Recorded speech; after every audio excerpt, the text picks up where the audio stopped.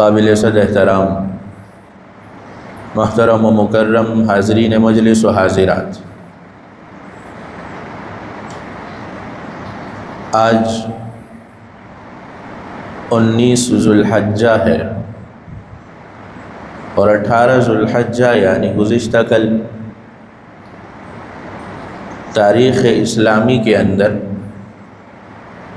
ایک اندوہناک حادثہ پیش آیا۔ حضرت عثمان بن عفان رضی اللہ تعالی عنہ جو داماد رسول اللہ صلی اللہ علیہ وسلم ہیں، یکے بعد 2 صاحبزادیاں آپ صلی اللہ علیہ وسلم کی حضرت عثمان بن عفان رضی اللہ تعالی عنہ کے نکاح میں آئیں۔ حضرت عثمان رضی اللہ تعالی عنہ انہوں نے اسلام کے لیے 2 ہجرتیں کی۔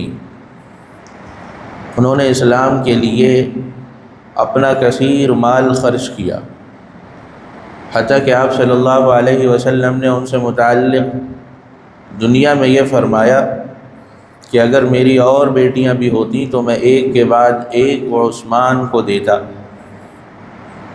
آپ کامل الحیا، حیا کا بڑا غلبہ آپ کے اوپر تھا۔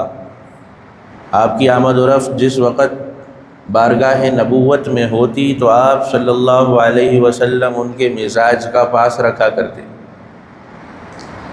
حتیٰ کہ ایک مرتبہ آپ صلی اللہ علیہ وسلم ذرا بے تکلفی سے تشریف فرما تھے۔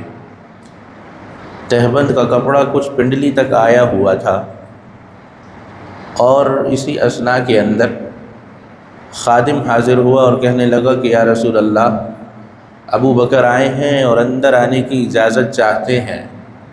آپ صلی اللہ علیہ وسلم نے انہیں اجازت مرحمت فرمائی اور اسی حال میں بیٹھے رہے۔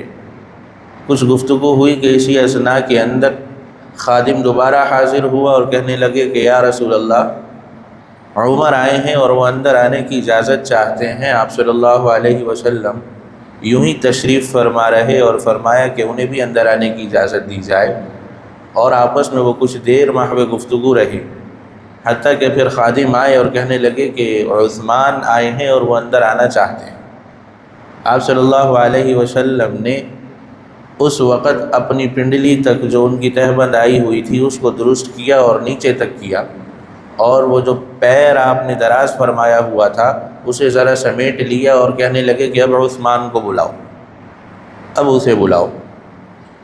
یہ ماجرا حضرات شیخین رضی اللہ تعالی عنہما انہوں نے دیکھا، اور آپ صلی اللہ علیہ وسلم سے انہوں نے پوچھا کہ یا رسول اللہ، جب ہم آئے تو آپ کے بیٹھنے کی حیت کچھ اور تھی، اس میں کوئی تبدیلی نہیں آئی، مگر جب عثمان نے آنا چاہا تو آپ نے اپنی حیت وہ دوسری کر لی، اسے بدل دیا۔ یہ پنڈلی آپ نیچے تک تہبند کو لے گئے اور یہ سمیٹا ہوا پاؤں، پھیلایا ہوا پاؤں، اسے ذرا سمیٹ لیا، تو یہ کیا ماجرا ہوا؟ تو آپ صلی اللہ علیہ وسلم نے فرمایا کہ کیا میں اس شخص کی حیا نہ کروں کہ جس سے فرشتے بھی حیا کرتے ہیں؟ ایسے با حیا، اور لسان نبوت سے با حیا انہیں یوں ہی نہیں کہا گیا۔ مسلمانوں کے خلیفہ سوم، تیسرے خلیفہ حضرت عثمان بن عفان رضی اللہ تعالی عنہ اسلامی لاء و لشکر کے وارث بھی ہیں، مالک بھی ہیں، جیسے چاہیں حکم کریں، ان کے حکم کے وہ منتظر ہیں۔ مدینہ طیبہ کے اندر بلوائیوں نے ان کے گھر کا محاصرہ کیا ہوا ہے اور وہ انہیں ایذائیں پہنچا رہے ہیں، تکلیفیں دے رہے ہیں، ان کا پانی بند کر رکھا ہے، گھر میں انہیں نظر بند کر رکھا ہے، حتیٰ کہ انہوں نے انہیں شہید کر دیا، مگر آپ کی حیا آڑے رہی۔ آپ کو دوسروں نے مشورے دیے کہ آپ کے ہاتھ میں تو لاؤ لشکر ہیں، ان بلوائیوں کو ختم کیوں نہیں کروا دیتے؟ کسی لشکر کو کہیں کہ یہاں آ جائے اور انہیں یہاں سے بھگا دے۔ آپ کی حیا آڑے تھی، اور وہ حیا کیا تھی؟ فرماتے تھے کہ یہ مدینۃ الرسول ہے صلی اللہ علیہ وسلم، یہاں میں مقیم ہوں، مجھے یہ گوارا نہیں کہ میں لشکروں کو کہوں کہ وہ یہاں داخل ہو جائیں اور یہاں قتل و غارت گیری شروع ہو جائے۔ اگر میری جان یہ لینا چاہتے ہیں لے لیں، میں یہاں مسلمانوں کے لشکروں کو داخل نہیں کروں گا کہ وہ یہاں آ کر قتل و قتال کریں، جنگ و جدال کریں۔ یہ مدینۃ الرسول ہے، یہاں تو آواز اونچی کرنا یہ بھی جرم ٹھہرتا ہے، میں یہاں جنگ کیسے برپا کروں؟ چنانچہ یہ بلوائی جانے اور ان کے کام جانے، میں مسلمانوں کے لشکروں کو اندر نہیں بلاؤں گا کہ وہ آ کر کے جنگ کریں۔ یہ ان کی حیات ہے کہ مدینۃ الرسول کی وجہ سے وہ بلوائیوں کا ظلم برداشت کر رہے ہیں۔ جو کنویں انہوں نے خرید کر مسلمانوں کو دیے تھے اور جس کے بدلے میں بشارتیں آپ صلی اللہ علیہ وسلم نے انہیں جنت کی دی تھیں، اس کنویں کا پانی ان پر بند ہے، اپنے گھر کے اندر ہیں، باہر سے محاصرہ ہوا ہے، اور بلوائی یہاں تک کہ پیچھے سے کود کر آئے اور حضرت عثمان بن عفان تلاوت قرآن کریم میں مصروف تھے کہ انہیں شہید کر دیا۔ وہ مصحف آج بھی محفوظ ہے، اس پر حضرت عثمان بن عفان رضی اللہ تعالی عنہ کا خون وہ بھی لگا ہوا کہ جس وقت وہ تلاوت کر رہے تھے اور ان پر حملہ ہوا، ان کے گھر کے اندر حملہ ہوا، وہ بھی وہاں موجود۔ اس قدر حیا والی۔ اسی طریقے سے ایک مرتبہ ایک آدمی وہ طواف کر رہا تھا، طواف کے دوران آدمی دعائیں کرتا ہے تو وہ ایک عجیب سی دعا مانگ رہا تھا، کہہ رہا تھا کہ یا اللہ مجھے معاف فرما دے، مجھے معاف فرما دے، مجھے بخش دے، اور میرا گمان یہ ہے کہ تو مجھے بخشے گا نہیں، مجھے معاف نہیں کرے۔ اب یہ بڑی عجیب سی دعا ایک صاحب نے سنی تو ان کو کہا کہ یہ کیسی دعا مانگ رہے ہو؟ اللہ رب العزت تو سب کو معاف فرما دیتے ہیں، یہ تم کیسی دعا مانگ رہے ہو کہ یا اللہ مجھے معاف فرما دے، لیکن میرا گمان تجھ سے یہ ہے کہ تو مجھے معاف نہیں کرے گا؟ تو وہ کہنے لگا کہ آپ میرا معاملہ جانتے نہیں۔ باہر مطاف سے چلے تو اس سے پوچھا کہ بھائی تمہارا کیا معاملہ ہے؟ تو وہ کہنے لگا کہ وہ جو بلوائی حضرت عثمان بن عفان رضی اللہ تعالی عنہ کے گھر میں پیچھے سے داخل ہوئے تھے انہیں شہید کرنے کے لیے، ان میں بھی تھا۔ اور وہ کہنے لگا کہ جس وقت میری باری آئی میں ان تک پہنچا تو حضرت عثمان کو شہید کر دیا گیا تھا، میں نے دیکھا تو میں نے ان کو ایسے ہی تھپڑ لگا دی، شہادت ان کی ہو چکی ہے، لاش ان کی وہاں موجود ہے، تو کہہ رہا ہے کہ میں نے انہیں تھپڑ لگا دیے، غصے اور اشتعال میں تو میں بھی تھا، بلوائیوں کے ساتھ تھا۔ تو کہتا ہے کہ حضرت نائلہ جو حضرت عثمان کی زوجہ تھیں انہوں نے دیکھا، ان کا گمان تو یہ تھا کہ شاید شہید کر دیا ہے، اب اس پر بس ہے، جب دیکھا کہ یہ کود کر آیا ہے اور اب اس کی بس اب بھی نہیں ہوئی، اب بھی تھپڑ لگا رہا ہے، تو کہتا ہے کہ انہوں نے بد دعائیں کی مجھے اور اس کا اثر میں نے دیکھا۔ 3 بد دعائیں انہوں نے مجھے کی۔ پہلی بد دعا انہوں نے کی کہ بس اللہ یدک، کہ یہ جو تو کام کر رہا ہے اللہ تیرا ہاتھ لکڑی کر دے، کسی کام کا نہ رہے۔ دوسری بد دعا انہوں نے کی کہ اللہ تیری بصارت چھین لے، اور تیسری بد دعا انہوں نے کی کہ اللہ تیرا گناہ یہ کبھی معاف نہ کرے۔ کہتا ہے کہ جس وقت میں گھر سے باہر نکلا تو میرا ہاتھ وہ حرکت نہیں کر رہا تھا، لکڑی ہی ہو گیا تھا، لکڑی کی طرح نہیں، لکڑی ہی ہو گیا تھا، میری آنکھوں کی بینائی وہ چلی گئی۔ یہ 2 باتیں تو میں نے یہ بد دعا سنی اور اس کے بعد اس کا اثر دیکھا۔ اب تیسری بد دعا میں سمجھتا ہوں کہ وہ بھی ایسے ہی ہے کہ اللہ رب العزت مجھے معاف نہیں فرمائی، یہ ان کی بد دعا ہے۔ اور پھر اس نے اپنی چادر پیچھے کر کے اپنا ہاتھ بھی دکھایا اور اپنی آنکھیں بھی دکھائیں۔ تو یہ تو بلوائیوں کا حال ہوا۔ حضرت عثمان رضی اللہ تعالی عنہ بڑی حیا والے تھے، اور آپ صلی اللہ علیہ وسلم نے ان سے متعلق فرمایا کہ یہ جنت میں میرے رفیق ہیں، میرے ساتھی ہیں۔ عشرہ مبشرہ کے اندر تو ان کا تذکرہ ویسے ہی آتا ہے، ان کی سیرت وہ بھری پڑی ہے، اس کے واقعات بھرے پڑے۔ آپ صلی اللہ علیہ وسلم سے ان کی محبت کیسی تھی، ان کی حیا کیسی تھی، حتیٰ کہ اسلام لانے سے پہلے ان کی زندگی کیسی تھی۔ اسلام لانے سے پہلے جو ان کی زندگی تھی وہ بھی بڑی حیا والی تھی، خلاف حیا نہیں تھی۔ اس قدر پاکیزہ انسان جنہوں 2 ہجرتیں اسلام کے لیے کی ہوں، اسلام کے لیے اپنا مال اسباب لٹایا ہو، ان کے واقعات سے آج ہم اور ہمارے بچے وہ ناواقف ہیں۔ یہ لوگ ہمارے لیے نمونہ ہیں اور مثالیں۔ اسلام ہمیں یہ درس تو نہیں دیتا کہ کسی کا کوئی اگر تاریخ شہادت آئے تو اس پر ہم بیٹھ کر کوئی ماتم برپا کریں، کوئی نوحے کیا کریں، یہ تو اسلام کا درس نہیں۔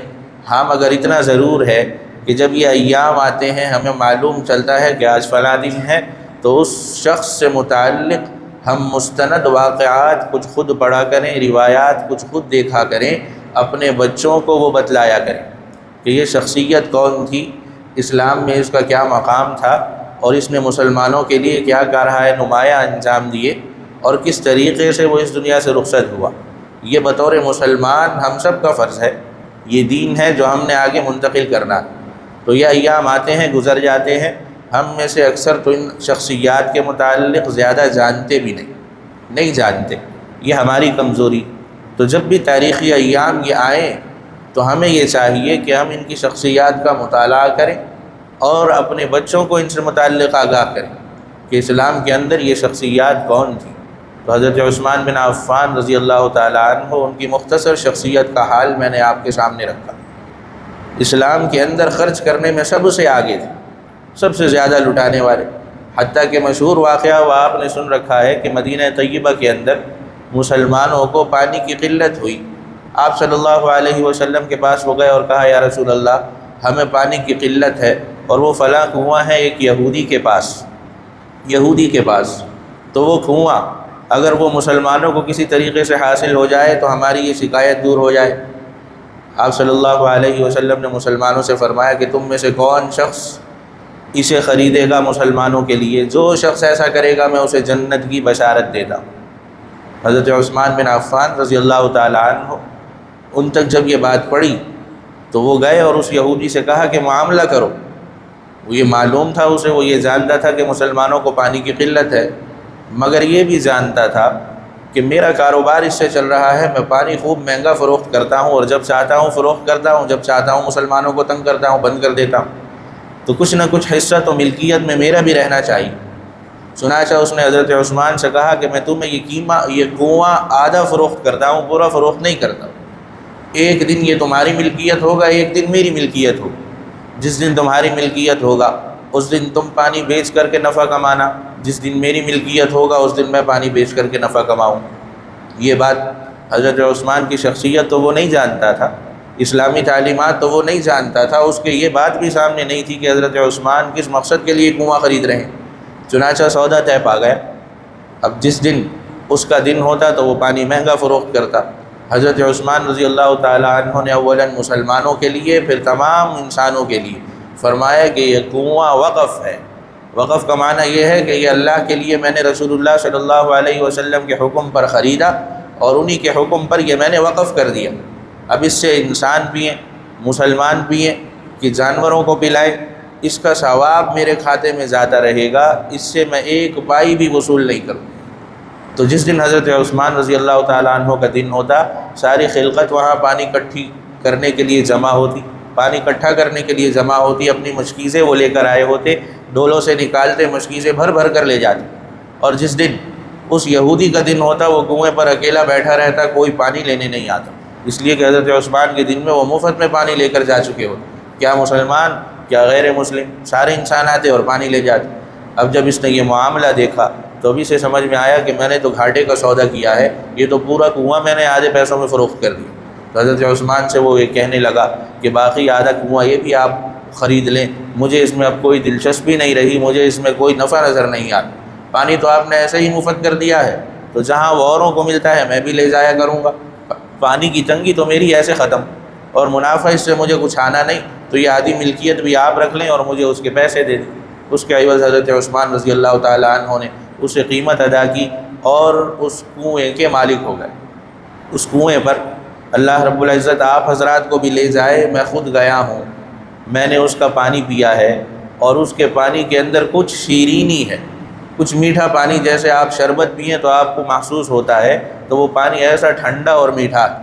میں وہاں مدینہ منورہ میں جب تھا تو مجھے ہمارے ایک ساتھی وہ لے گئے اور انہوں نے وہ پانی پیش کیا اور کہنے لگے کہ آپ یہ پانی پئیں، اور مجھے معلوم نہیں تھا کہ وہ اس کنویں کا پانی ہے۔ جس وقت میں نے پیا تو میں نے ان سے کہا کہ اس کے اندر کچھ شیرینی زیادہ محسوس ہوتی ہے، عام طور پر پانی میں ایسا نہیں ہوتا، تو اس میں آپ نے کچھ ملایا ہے، کچھ ڈالا ہے؟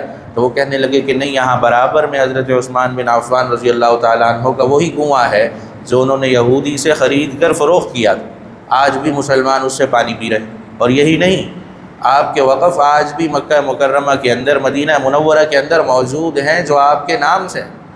وقف کا معاملہ یہ ہوتا ہے کہ ایک آدمی جب اپنی ملکیت وہ اللہ رب العزت کی ملکیت میں دے دیتا ہے اور یہ نیت کرتا ہے کہ اس کا ثواب میں حاصل کرتا رہوں، تو پھر اس کے جو متولی ہوتے ہیں ان کی یہ ذمہ داری ہوتی ہے کہ اس وقف کو وہ قیامت تک باقی رکھے۔ جیسے جب مسجد بن جاتی ہے تو پھر متولیان کی ذمہ داری ہوتی ہے کہ وہ مسجد قیامت تک بنی رہے، اس میں اذانیں نمازیں یہ ہوتی رہیں۔ ایسے ہی دوسری چیزوں کا بھی وقف ہوتا ہے۔ تو حضرت عثمان کے جو وقف تھے آج بھی سعودی حکومت نے اس کا نظام سنبھالا ہوا ہے، اور برابر مسلمانوں کی اس سے خدمت ہو رہی، برابر مسلمانوں کی اس سے خدمت ہو رہی ہے، آج بھی وہ ان کے مال سے مستفید ہوتے ہیں۔ اتنی بڑی شخصیت۔ تو ایسی تاریخیں آتی ہیں، گزر جاتی ہیں، ان ہستیوں کو ہم بھی فراموش کر رہے ہیں، اپنے بچوں کو بھی نہیں بتاتے۔ ہم یہ سمجھتے ہیں کہ شاید اسکول والے بتائیں گے، تو ہمارے اسکول کی تعلیم یہ نہیں ہے۔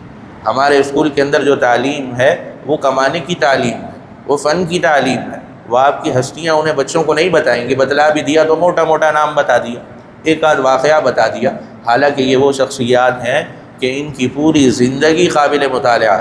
تو پہلی بات تو ہم سب کی یہ ہے کہ ایسی شخصیات جب ہمیں معلوم چلے کہ فلاں تاریخ میں فلاں کے ساتھ ایسا معاملہ ہوا، تو کم از کم ہم تھوڑا سا متوجہ ہو جائیں، ان سے متعلق کچھ معلومات حاصل کریں جو مستند ہوں، اور وہ معلومات ہمارے لیے بھی مفید ہوں۔ اپنے بچوں کو بھی ہم بٹھا کر سنائیں، کہانیاں سنائیں۔ کیا ہو آج تمہیں ہم ان کے متعلق سناتے ہیں، آج ان کے متعلق بتاتے ہیں۔ آج کل تو بچوں کے لیے یہ کہانیاں جو صحابہ کرام کی زندگیوں پر مشتمل ہیں، آرام اور سہولت کے ساتھ بچوں ہی کی زبان میں بازار سے مل بھی جاتی ہیں۔ آپ جائیں گے مستند کتابوں میں آپ کو مل جائیں۔ تو کیا ہمارا چلا جائے کہ اگر ہم رات کو 10 منٹ نکال کر 20 منٹ نکال کر اپنے گھر میں اس کی تعلیم دے دیں؟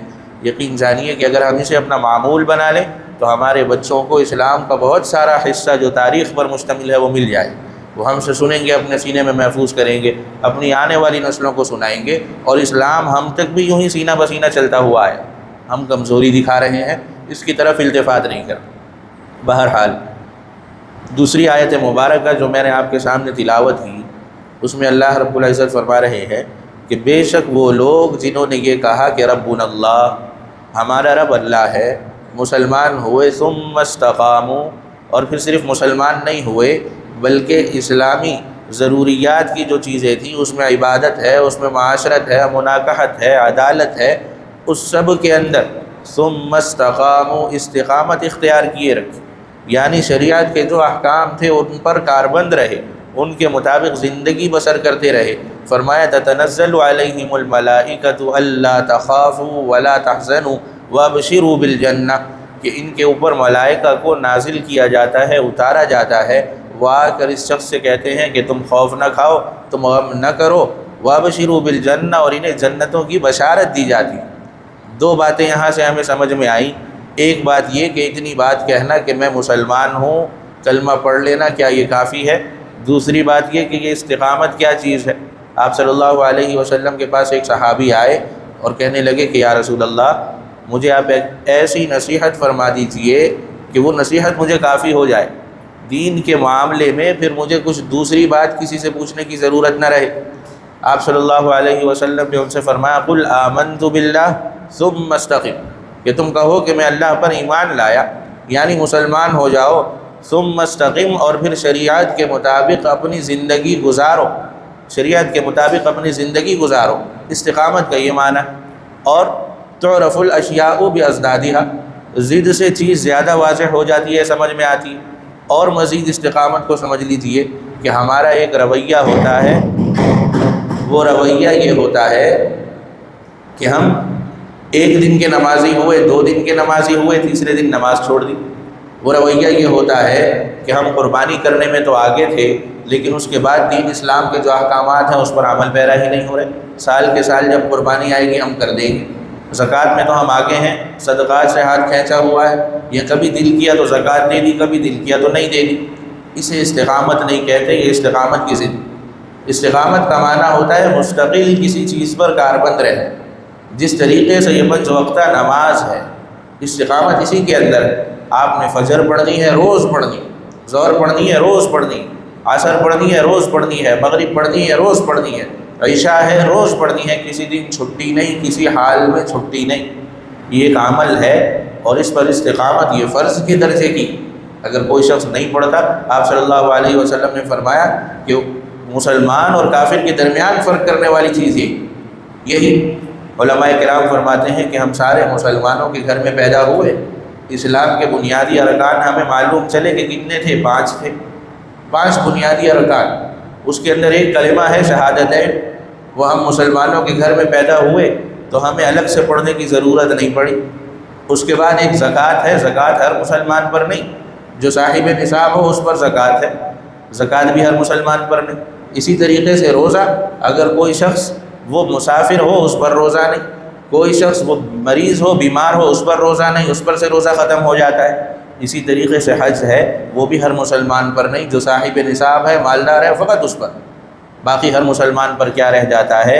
ایک نماز باقی رہ جاتی ہے جو ہر مسلمان پر فرض ہے، اور باقی چیزیں ایسی ہیں کہ وہ کبھی معاف ہو جاتی ہیں، ان میں رخصت ہے، نماز کے اندر رخصت نہیں۔ آپ مریض ہیں، اللہ رب العزت نے فرمایا روزہ بعد میں رکھ لینا، کوئی بات نہیں۔ آپ کے پاس پیسے نہیں، ابھی آپ پر حج نہیں، جب آئیں گے تو کر لینا۔ زکوٰۃ نہیں، جب آئیں گے تو اس وقت زکوٰۃ دے دینا۔ یہ معاملہ، یہ آسائش، نرمی، رخصت ہے، یہ دوسری چیزوں کے ساتھ ہیں، مگر نماز کے معاملے میں کیا ہے؟ آپ پر فرض ہے۔ آپ صحت مند ہیں تب بھی، مریض ہیں تب بھی، کھڑے ہو کر نہیں پڑھ سکتے بیٹھ کر پڑھیں گے، بیٹھ کر نہیں پڑھ سکتے لیٹ کر پڑھیں گے، لیٹ کر نہیں پڑھ سکتے اشارے سے پڑھیں گے، حالت امن ہے تب بھی پڑھیں گے، حالت جنگ ہے تب بھی پڑھیں گے۔ کسی صورت کے اندر یہ نماز معاف نہیں ہے۔ مسلمانوں کے درمیان اور کافروں کے درمیان فرق کرنے والی یہ چیز کہ مسلمان ہے تو نمازی ہے، اور نمازی نہیں ہے تو پھر اس کا اسلام اسے پتہ کیا ہے، اسے پتہ کہ اس کا اسلام کیا ہے۔ تو استقامت کے متعلق میں عرض کر رہا ہوں کہ کوئی بھی عمل جسے مستقل طور پر اختیار کر لیا جائے، تو آپ صلی اللہ علیہ وسلم نے مختصر 2 الفاظ کے اندر پوری شریعت اسے بیان کر کہ کہو آمنت باللہ، کہ تم مسلمان ہوئے، اسلام قبول کرو، ثم استقم، پھر جو اسلامی احکام ہیں ان پر استقامت کے ساتھ زندگی گزار، استقامت کے ساتھ۔ یعنی کوئی بھی عمل تمہارا ایسا نہ ہو کہ آج کر لیا کل نہیں کیا، پرسوں کر لیا پھر دل کیا تو کر لیا، یہ تو اتباع ہوا ہے کہ دل چاہ رہا ہے تو کر رہے ہیں، اللہ کے لیے تو نہیں۔ اللہ کے لیے تو آپ نے وہ عمل ہر وقت کرنا ہے، وہ حکم ہر وقت متوجہ ہے، سارے احکام اللہ رب العزت ہی کے۔ آدمی کی طبعیت کے اندر فطری طور پر ایسا ہوتا ہے کہ کبھی اس کے دل کے اندر انقباض کی کیفیت ہوتی ہے، کبھی انبساط کی، کبھی اس کا دل تنگ ہوتا ہے، کچھ کرنے کا دل نہیں کرتا، کبھی اس کا دل کھلا ڈلا ہوتا ہے، بہت کچھ کرنے کا دل چاہ رہا ہوتا ہے۔ عبادات کے اندر بھی ایسا ہی ہوتا ہے۔ علماء نے لکھا ہے کہ جب دل میں ایسی تنگی محسوس ہو رہی ہو اور عبادات کے اندر لگنا دشوار ہو رہا ہو تو اس وقت کم از کم اپنے فرائض ادا کر لیا کرو، فرائض ادا کر لیا کرو کہ ہم نے فرض نماز نہیں چھوڑنی، فرض نماز ہم پڑھ لیں، فریضے جو ہمارے ذمہ ہیں بس اس پر اکتفا کر لو۔ اور جب طبعیت کے اندر کچھ کشادگی آئے تو اس وقت نوافل بھی پڑھو، تہجد بھی پڑھو، اوابین بھی پڑھو، اشراق بھی پڑھو، چاشت بھی پڑھو، اس وقت کھل کر اعمال کرو، تو اپنی طبعیت کے مطابق، مگر عمل مستقل رہنا چاہیے۔ ایسا نہیں کہ ایک دن عمل ہے ایک دن نہیں، ایک دن ہم مسلمان ہیں دوسرے دن نہیں، تو یہ استقامت کے برخلاف۔ تو استقامت یہ ہے کہ جتنا دین ہم سیکھیں اس پر مستقل طور پر ہم عمل کرنے کی کوشش کریں۔ دعا ہے کہ جو کچھ کہا سنا اللہ رب العزت مجھے اور آپ کو اس پر عمل کرنے کی توفیق نصیب فرمائے۔ وآخر دعوانا الحمدللہ رب العالمین۔